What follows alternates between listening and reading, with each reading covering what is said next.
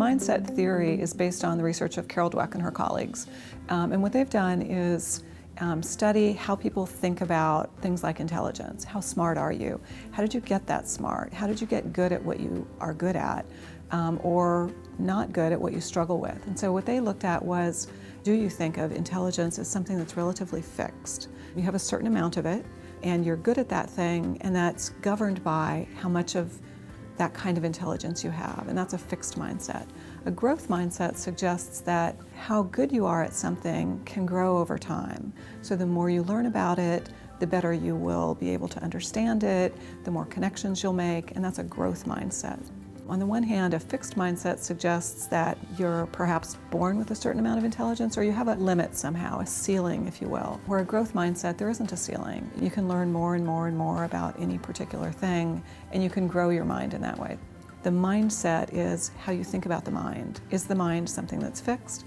Is the mind something that can grow? I think the research on growth mindset is really exciting and is really changing public perception of what our brains are like and that they can change. And I think it's really important for a computer science student to have a growth mindset, because we're always having to learn new technologies and learn how to learn so that we can be responsive to the market and changing needs and devices. You can change your mindset, and you can change the way you're going to view the world. And I think this is constant, right? I mean, that whole reinvention possibility. So learning is lifelong. And learning by experiences. You are the sum of your experiences. You're the sum of all of these ingredients that we put together. One thing that I see in really successful students is they have thought for a long time, and they've been told by the people around them who have been encouraging them or trying to encourage them that they are really smart, and that they're really smart in a particular area.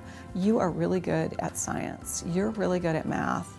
The students, I think that it comes effortlessly to them, and that once they start to reach a point where they have to work harder, and even with effort, they don't always succeed, it's surprising to them. And they think to themselves, was I wrong?